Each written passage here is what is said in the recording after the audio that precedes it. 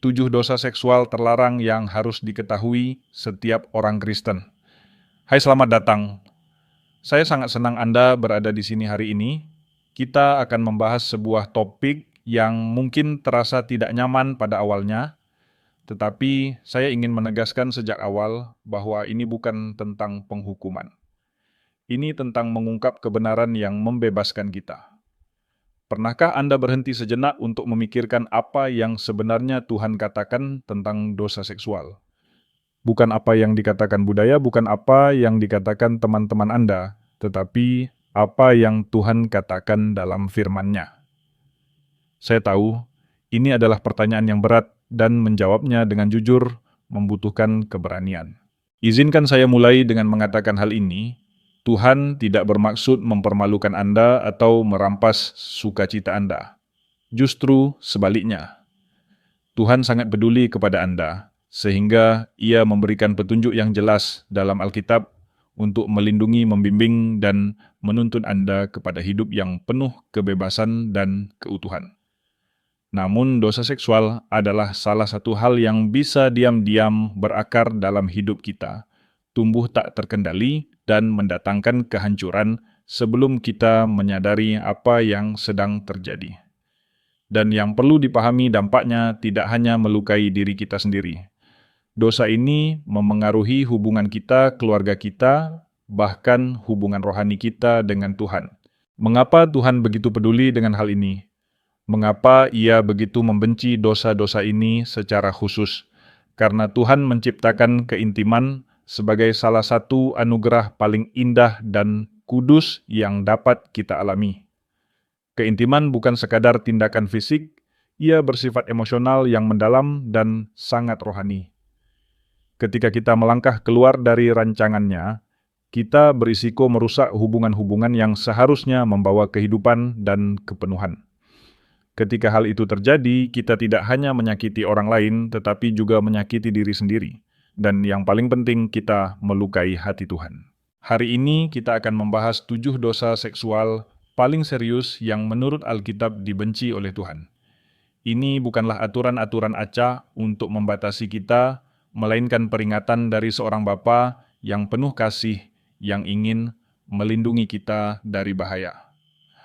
Walaupun topik ini terdengar berat, saya ingin Anda tetap bersama saya, karena pada akhirnya saya berharap Anda akan melihat betapa besar kasih Tuhan kepada Anda, betapa besar kerinduannya untuk mengampuni dan memulihkan, dan bagaimana Ia dapat mengambil kisah yang paling hancur sekalipun dan mengubahnya menjadi sesuatu yang indah. Sebelum melangkah lebih jauh, izinkan saya memperjelas satu hal ini bukan tentang menghakimi.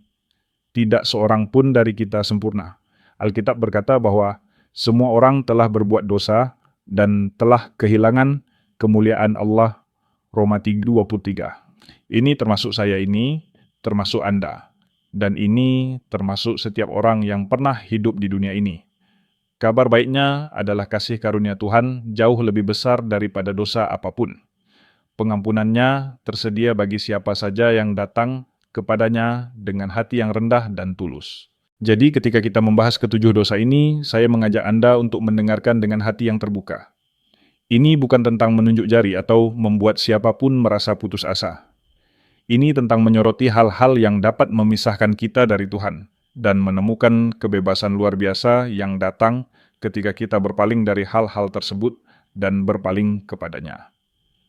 Mari kita memulai perjalanan ini bersama selangkah demi selangkah.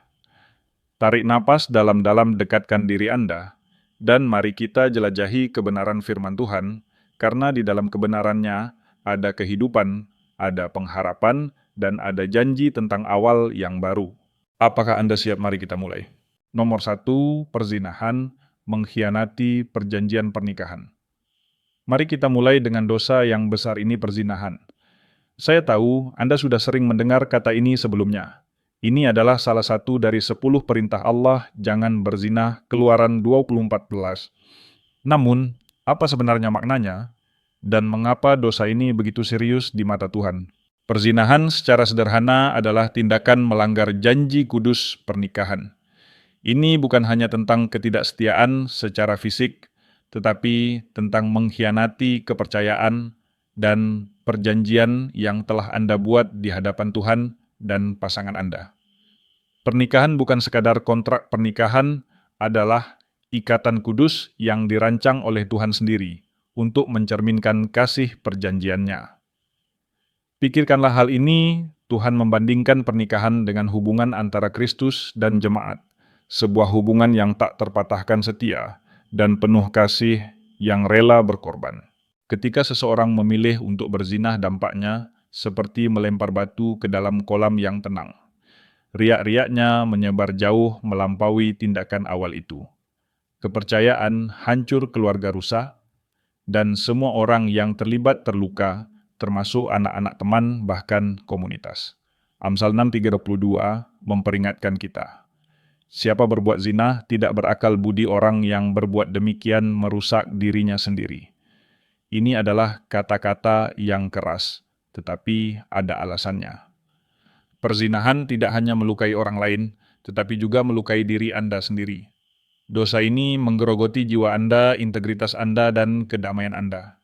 Mengapa Tuhan begitu membenci perzinahan? Karena Ia mengetahui rasa sakit yang ditimbulkannya. Ia tahu bagaimana dosa ini merusak rancangannya yang indah tentang pernikahan dan keintiman. Dan Ia tahu bahwa dosa ini menuntun pada siklus rasa bersalah, rasa malu, dan kehancuran. Namun inilah kabar baiknya. Jika Anda pernah melakukan dosa ini, itu bukan akhir dari segalanya. Lihatlah Raja Daud dalam Alkitab. Ia berzinah dengan Batsheba, dan perbuatannya membawa konsekuensi yang sangat menyakitkan. Namun, ketika ia bertobat dengan hati yang sungguh-sungguh, Tuhan mengampuninya. Mazmur 51 adalah contoh yang kuat tentang seperti apa pertobatan sejati itu. Jika Anda pernah membuat kesalahan, kuatkanlah hati Anda. Belas kasihan Tuhan lebih besar daripada dosa apapun, termasuk perzinahan. Jika Anda sudah menikah, jagalah perjanjian Anda dengan sungguh-sungguh. Lindungi hati Anda, tetapkan batasan, dan hiduplah dengan akuntabilitas. Dan jika Anda pernah terluka oleh perzinahan, ingatlah bahwa Tuhan melihat rasa sakit Anda. Ia adalah Allah pemulihan, dan Ia sanggup menyembuhkan luka yang paling dalam. Nomor 2, perzinahan sebelum menikah memperlakukan yang kudus sebagai sesuatu yang biasa. Mari kita lanjutkan ke dosa lain, yang dalam budaya masa kini seringkali menjadi hampir tidak terlihat, yaitu perzinahan sebelum menikah. Anda mungkin sudah sering mendengar istilah ini, tetapi mari kita jelaskan dengan jelas. Perzinahan sebelum menikah adalah melakukan hubungan seksual di luar ikatan pernikahan. Mungkin Anda berpikir, apa masalahnya? Semua orang melakukannya. Ini dianggap sebagai bagian normal dari hubungan modern. Namun, mari kita lihat apa yang firman Tuhan katakan. Dalam 1 Korintus 6:18, Paulus memberikan perintah yang sangat tegas. Jauhkanlah dirimu dari percabulan. Setiap dosa lain yang dilakukan manusia terjadi di luar tubuhnya. Tetapi orang yang melakukan percabulan berdosa terhadap tubuhnya sendiri. Ini adalah pernyataan yang berat. Dosa seksual tidak hanya bersifat lahiriah, tetapi sangat pribadi. Dosa ini memengaruhi tubuh, pikiran, dan roh kita. Mengapa demikian? Karena Tuhan merancang keintiman sebagai sesuatu yang jauh lebih dalam daripada sekadar tindakan fisik.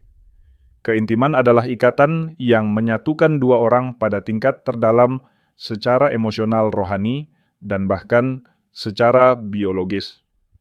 Ilmu pengetahuan pun menunjukkan bahwa otak melepaskan hormon-hormon tertentu selama keintiman yang menciptakan keterikatan dan rasa percaya. Ketika sesuatu yang begitu kudus diperlakukan secara sembarangan, ikatan itu rusak, dan yang tertinggal hanyalah luka serta kekosongan baik bagi diri sendiri maupun orang lain.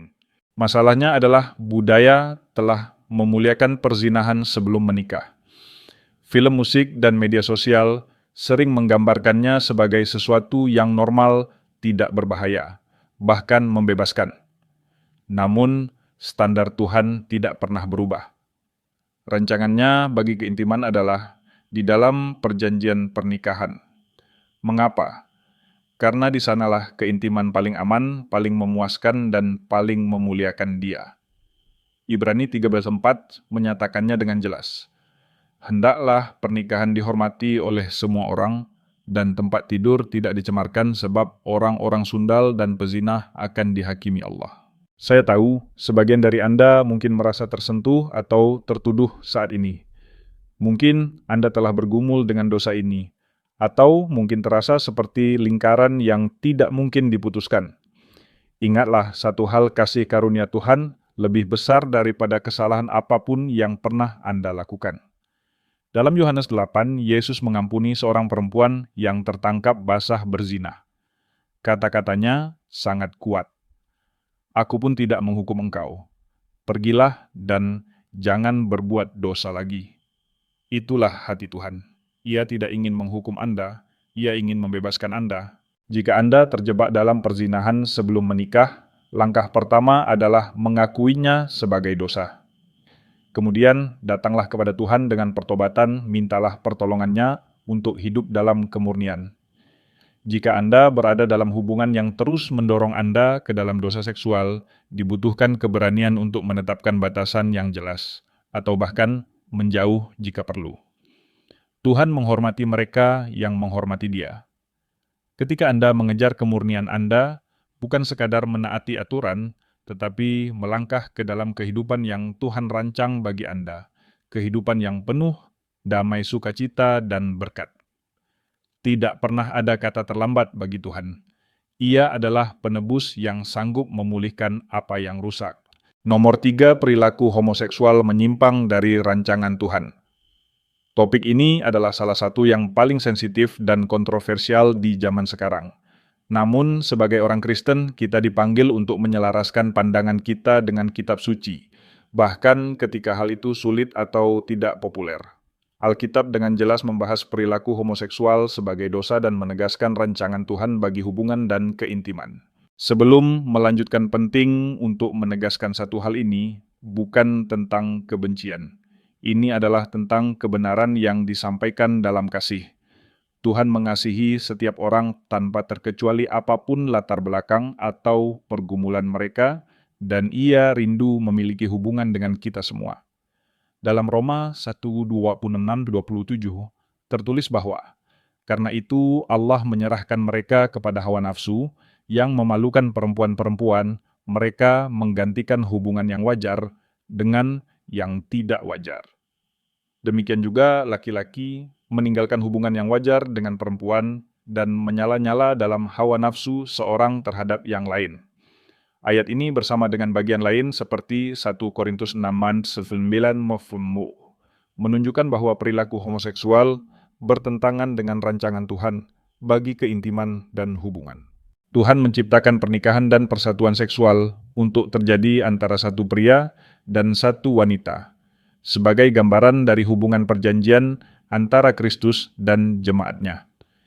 Namun penting untuk dipahami bahwa homoseksualitas bukan satu-satunya dosa di area ini. Perzinahan, percabulan, dan hawa nafsu juga merupakan bentuk penyimpangan dari rencana Tuhan. Semua dosa seksual membuat manusia jatuh dari kemuliaan Allah. Yang membuat isu ini berbeda adalah tekanan budaya yang sangat kuat untuk menerimanya sebagai sesuatu yang normal dan benar. Namun, sebagai orang percaya, standar kita bukanlah budaya, melainkan firman Tuhan. Mengapa Tuhan membenci dosa ini? Karena dosa ini merusak rancangannya yang indah bagi kehidupan manusia. Dosa ini mengambil sesuatu yang seharusnya membawa kehidupan dan mengubahnya menjadi sesuatu yang bertentangan dengan kehendaknya. Namun, kabar baiknya adalah tidak seorang pun berada di luar jangkauan kasih karunia Tuhan. Yesus yang sama yang mengampuni para pezina dan pembohong juga menawarkan pengampunan dan transformasi kepada siapa saja yang bertobat dan percaya kepadanya. Jika Anda bergumul dengan ketertarikan sesama jenis atau mengenal seseorang yang mengalaminya, hadapilah hal ini dengan belas kasih, bukan dengan penghukuman. Firman Tuhan bukanlah senjata untuk melukai, melainkan terang untuk menuntun kepada kebebasan. Kasih Tuhan tersedia bagi semua orang, dan kuasanya untuk menyembuhkan, menebus, dan mengubah hidup. Tersedia bagi setiap orang yang sungguh-sungguh mencari Dia. Nomor 4, hawa nafsu dosa dalam hati dan pikiran. Hawa nafsu adalah salah satu dosa yang sering dianggap sepele. Banyak orang berpikir ini hanya ada di dalam pikiran saya, tidak menyakiti siapapun. Namun Yesus memiliki pandangan yang sangat berbeda. Dalam Matius 5:28 ia berkata bahwa setiap orang yang memandang seorang perempuan dengan nafsu telah berzinah dengan dia di dalam hatinya. Perkataan ini sangat tegas dan langsung menembus ke akar masalah, yaitu pikiran dan keinginan kita. Mengapa hawa nafsu begitu serius? Karena hawa nafsu adalah benih dari banyak dosa lainnya. Dosa ini dimulai di dalam pikiran, tetapi tidak berhenti di sana. Ia dapat berkembang menjadi perzinahan, percabulan pornografi, dan berbagai bentuk dosa seksual lainnya. Bahkan jika tidak pernah diwujudkan dalam tindakan nyata, hawa nafsu tetap merusak jiwa. Dosa ini mengubah cara kita memandang orang lain, menjadikan mereka objek pemuasan, bukan pribadi yang diciptakan menurut gambar dan rupa Allah. Dunia mengajarkan bahwa hawa nafsu adalah sesuatu yang wajar bahkan sehat. Media sosial, film, dan hiburan modern terus-menerus mempromosikannya. Namun, Tuhan memanggil kita kepada standar yang jauh lebih tinggi. Dalam 2 Timotius 2:22, kita diperintahkan untuk menjauhi hawa nafsu orang muda dan mengejar kebenaran iman kasih dan damai sejahtera bersama-sama dengan mereka yang berseru kepada Tuhan dengan hati yang murni. Hawa nafsu bukanlah sesuatu yang bisa dikendalikan atau ditoleransi, tetapi sesuatu yang harus dijauhi. Bagaimana cara melawan hawa nafsu? Semuanya dimulai dari pembaruan pikiran. Roma 12:2 mengingatkan kita untuk diubah oleh pembaruan budi. Apa yang memenuhi pikiran Anda setiap hari? Apakah firman Tuhan ataukah gambar dan pesan dari dunia? Doa juga merupakan senjata yang sangat kuat. Mintalah Tuhan menolong Anda menawan setiap pikiran dan memurnikan hati Anda. Mengalahkan hawa nafsu memang tidak mudah. Ini adalah peperangan yang membutuhkan disiplin pertanggungjawaban dan ketergantungan penuh kepada Tuhan. Namun, Anda tidak berjuang sendirian. Tuhan menyertai Anda dan siap memberikan kekuatan yang Anda perlukan. Jika Anda pernah jatuh, jangan putus asa. Akui dosa Anda, terima pengampunan Tuhan, dan ambillah langkah nyata untuk menjaga hati dan pikiran Anda. Dengan pertolongannya, kemenangan itu mungkin. Nomor 5, pornografi, racun bagi jiwa. Mari kita berbicara tentang salah satu masalah paling merusak dan meluas di zaman ini, yaitu pornografi. Konten ini sangat mudah diakses Aida di mana-mana, di ponsel kita, di layar kita, dan hanya berjarak 1 klik. Karena begitu umum, banyak orang menganggap pornografi sebagai sesuatu yang tidak berbahaya. Namun, kenyataannya sangat berbeda. Pornografi adalah salah satu bentuk dosa seksual yang paling licik dan berbahaya. Ajaran Yesus dalam Matius 5:28 sangat relevan di sini. Pornografi memicu hawa nafsu, merendahkan manusia menjadi objek, dan merusak rancangan Tuhan tentang keintiman. Pornografi menjanjikan kepuasan, tetapi yang diberikan hanyalah kekosongan. Ia menjanjikan kenikmatan, tetapi menghasilkan rasa malu. Dampaknya tidak hanya dirasakan oleh individu, tetapi juga menghancurkan hubungan pernikahan dan bahkan masyarakat secara luas. Banyak penelitian menunjukkan bahwa pornografi dapat mengubah cara kerja otak, menciptakan pola kecanduan yang sulit diputuskan. Dosa ini mematikan kepekaan terhadap keintiman yang sejati dan membuat seseorang merasa terasing serta tidak terpenuhi. Namun, kerusakan rohani yang ditimbulkannya bahkan lebih dalam. Dalam 1 Korintus 6:20, Alkitab mengingatkan bahwa tubuh kita adalah bait Roh Kudus dan bahwa kita telah dibeli dengan harga yang mahal. Karena itu, kita dipanggil untuk memuliakan Tuhan dengan tubuh kita.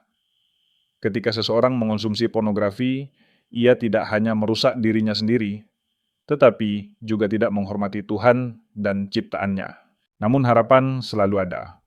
Kebebasan dari pornografi adalah sesuatu yang mungkin.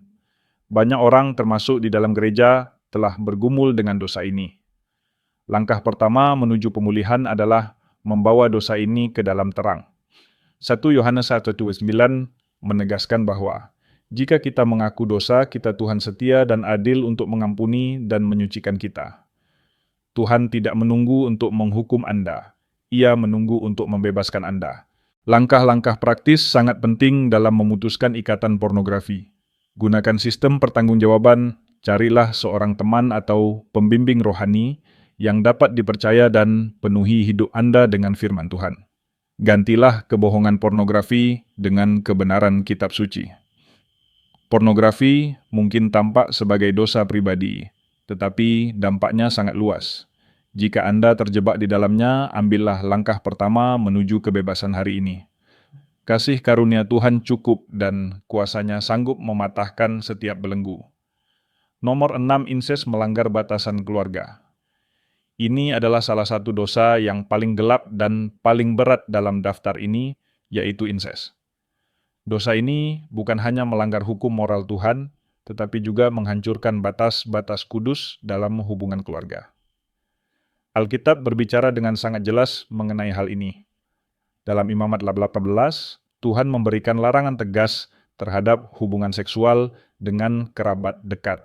Aturan-aturan ini bukan dibuat tanpa alasan melainkan untuk menjaga kekudusan, kepercayaan, dan keamanan dalam keluarga. Inses sangat merusak rancangan Tuhan bagi keluarga.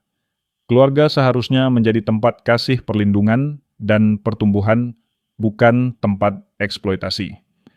Ketika inses terjadi, kepercayaan dihancurkan secara brutal dan dampaknya seringkali meninggalkan luka yang mendalam secara emosional, mental, dan rohani, terutama bagi para korban. Ini bukan sekadar pelanggaran terhadap manusia, tetapi juga penghinaan langsung terhadap tatanan kudus yang ditetapkan Tuhan. Imamat 18:6 menyatakan bahwa tidak seorang pun boleh mendekati kerabat dekatnya untuk menyingkapkan aurat, karena Tuhan adalah Tuhan yang menetapkan batas tersebut. Perintah ini bukan hanya tentang tindakan fisik, tetapi tentang menjaga integritas dan kekudusan hubungan yang telah Tuhan tetapkan. Inses mengubah sesuatu yang seharusnya murni menjadi sesuatu yang merusak dan penuh penderitaan. Jika Anda pernah mengalami inses sebagai korban, ketahuilah bahwa Tuhan melihat penderitaan Anda. Ia melihat luka, rasa malu, dan kehancuran yang Anda alami.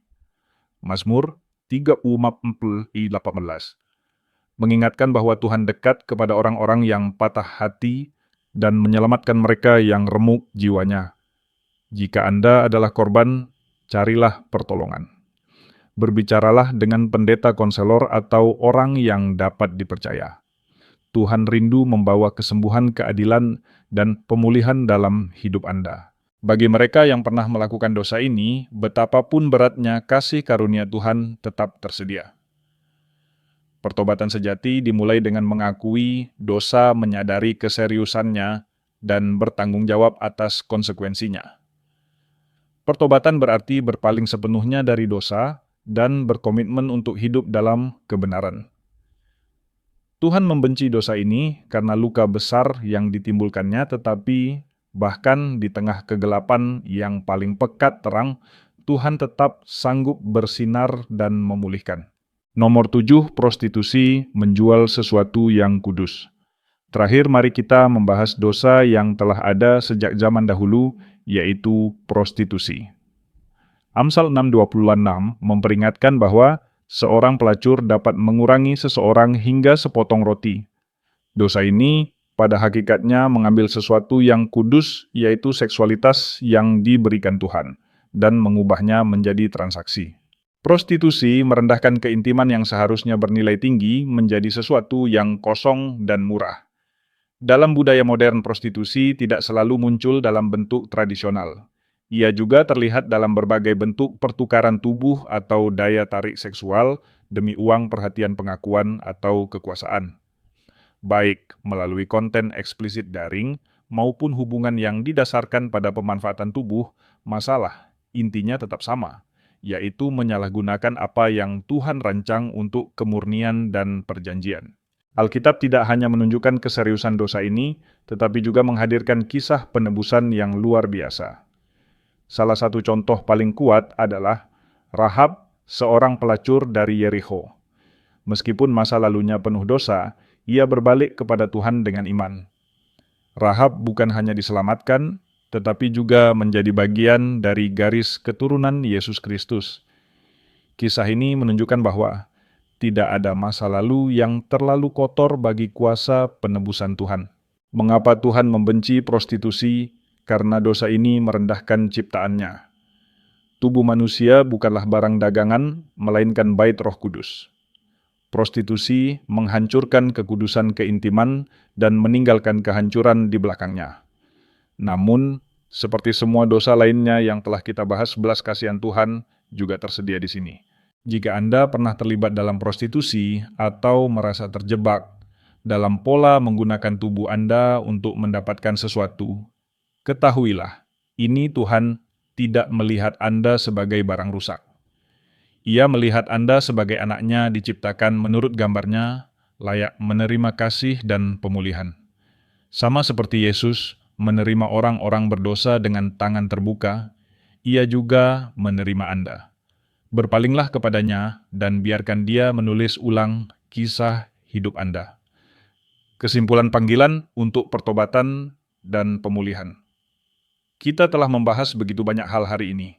Dari perzinahan percabulan perilaku homoseksual, hawa nafsu pornografi, inses, hingga prostitusi. Semua ini adalah topik yang berat dan tidak mudah untuk didengar. Namun ketika kita sampai pada akhir pembahasan ini, ada satu kebenaran yang sangat penting untuk diingat.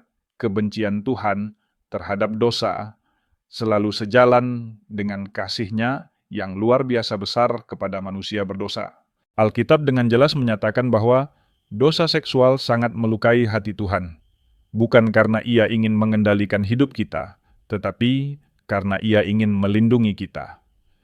Tuhan menciptakan keintiman sebagai anugerah yang indah, kudus, dan penuh makna yang seharusnya dinikmati di dalam rancangan-Nya. Ketika kita melangkah keluar dari rancangan tersebut, yang kita undang bukanlah kebebasan melainkan rasa sakit, rasa malu, dan keterpisahan dari Tuhan. Namun, inilah kebenaran yang mengubah segalanya.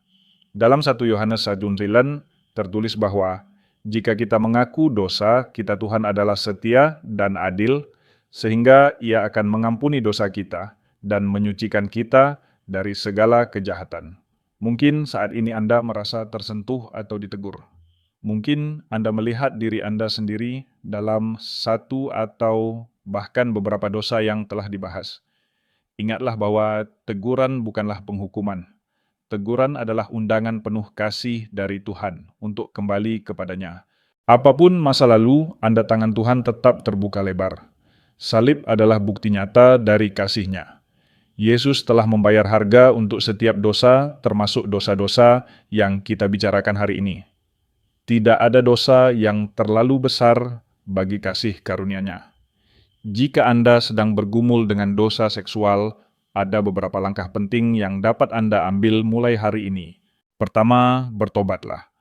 Berpalinglah dari dosa dan datanglah kepada Tuhan.